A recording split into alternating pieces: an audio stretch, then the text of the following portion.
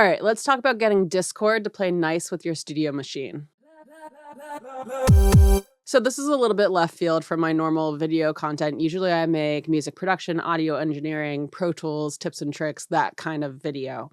That's usually my focus. But today, this has been relevant to me, so I figure it might also be relevant to some other people that are interested in audio engineering and music production, as well as maybe some others. So if you're new here, hi, welcome. My name's Cato, and today we're going to talk about getting Discord to play nice with your studio machine. So first of all, the problem that we're going to talk about today is something that I have dealt with in the past. So this is something that was kind of on the back burner for me as an issue to solve for a really long time. And I finally solved it, and it didn't take that long, so I wanted to share it with you all. So what I'm doing is I am running Pro Tools, that's my DAW, and I am using a Universal Audio Apollo 8 interface. So depending on what interface you have, you may or may not have this issue. So you should definitely just try using Discord first. But basically the problem that was arising for me was that when I went into Discord on my studio machine, no one could hear me. And usually, with Zoom, for example, I just set that microphone input to my interface and it finds my microphone and it reads my microphone and it's fine, right? So usually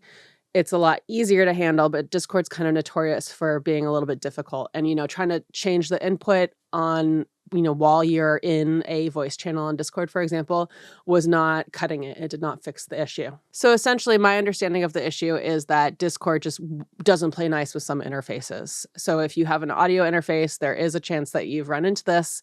And it extended to also, like, if you wanted to share your screen and share your audio from your screen, that was also a problem, right? So I was able to sort out this solution with the help of Nathan from Beat Kitchen School. Shout out to Beat Kitchen School. That's a big part of why I needed to figure out how to get this to work, because I do teach at Beat Kitchen School. And Beat Kitchen School, if you're not familiar, is just an online community, an online school that focuses on music production, audio engineering stuff, right? So we have mix courses, we have audio hardware and recording courses, we have music theory courses, we have gyms and labs and stuff like that. So if that sounds interesting to you, then please go check it out. I'll put a link in the description. This is not a sponsored video, but I did want to mention it because Nathan did help me sort out this issue. So without any further ado, let's talk about the solution. Okay, so the first thing that you have to do is you have to install a plugin. So it's this plugin right here. It's the MuseSessions plugin. So if you go to musesessions.co, you can go and download that plugin. It's made by, I believe the company is called Muse as well.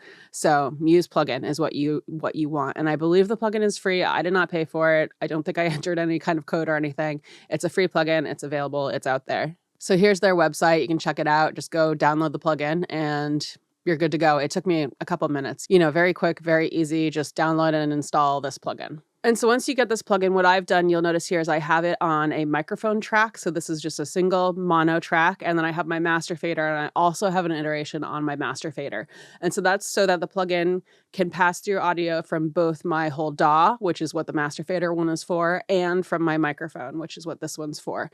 So what I do is I mute my mic so I don't hear myself, right? So it doesn't drive me crazy. And then I put this microphone into input monitoring. And I have my talkback mic here, actually, which is right there. So you can see the signal going on my talkback mic. And then the only other thing that I've done here is I've taken the volume for this microphone, so the volume fader, which remember is after the plugins, right? So you have your clip gain, which is before plugins. You have your volume fader, which is after plugins in Pro Tools. And I brought it all the way down.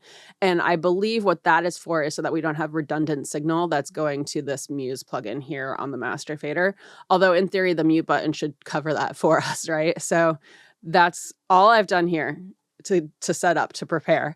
And the thing about the Muse plugin is my understanding is it's kind of similar to like a digital sound card. It's making like a routing instance, and it's collecting your audio, and then it's creating something that you can then choose within, for example, Discord or Zoom or whatever. You can choose that as your input option. So I have an instance here on my mic track so they can hear my mic, and then I have an instance here on my DAW so that they can hear the output from my DAW. So then all you have to do is when you're in Discord, so you're in a voice channel or you're sharing your screen, what have you, is you want to set your input device to be the Muse DAW bridge, and that's it. Then you're good. They'll hear you. Everything will be fine. You can share your screen. You can share your DAW audio. everything's great. You just got to keep in mind that even if you're not sharing your screen visually, they will be able to hear the output from your DAW. So if you, for example, as long as you have this plugin on this master fader, if I were talking to someone and I wanted to like play my DAW for a second and just hear it to myself privately, like in my headphones, that would not work. I would have to make this plugin inactive for that to work. So just keep that in mind. They will be able to hear what's coming out of your DAW at all times, because it's basically taking this output from the DAW and then this from your mic, and it's merging them together. And that is the audio that's being sent to the input in Discord. So let me kind of show that. Let's see. I'm going to go into my voice channel and hopefully no one pops in and sees me here. But if I go to my voice channel, I'm now in my voice channel. I'm going to mute myself just in case. But if you go here, you can click on this option here and you want to choose Muse DAW Bridge. So that's what I'm talking about when I'm talking about setting your input device. That's it. And then you're all good. And you can leave your output device to your normal default. That's totally fine. That'll work well. Now, there are some settings that you can, or I think should, change, right, to make things work smoother. So if you go to your Discord menu and go to settings here, and then you go down to, where is it? Voice and video here. We have a bunch of settings here that we want to look at, we want to think about a little bit. So the first thing that I've changed here from the default is this automatically determine input sensitivity option here. So basically I've turned this off. So you'll notice this is on, this is off. So I've turned this off, and then I've taken this slider and I've moved it all the way to the left. And so that's so that the computer isn't trying to gate your stuff. It's not trying to decide what to let through and what not to let through. And that just helps. I mean, it makes it a little dumber, but it helps make sure that your audio will pass through. It's basically saying, don't gate my stuff, please. And whether or not you want that is your choice, but I've decided to do this. Now, the other thing that I've changed is, let me take a look here. I believe it's the noise suppression thing is the only other thing. So I have echo cancellation on. That's fine. It doesn't affect it a ton. But I have the noise suppression off. So I have it set to none because I'm in a studio over here. I don't need a ton of this. It's not like I'm taking meetings in a coffee shop or anything.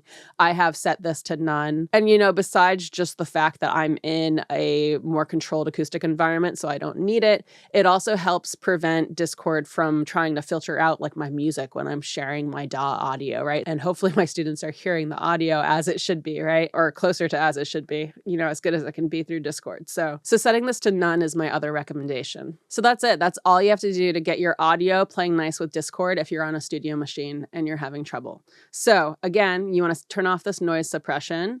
You want to go to turn off input sensitivity and turn this fader all the way to the left.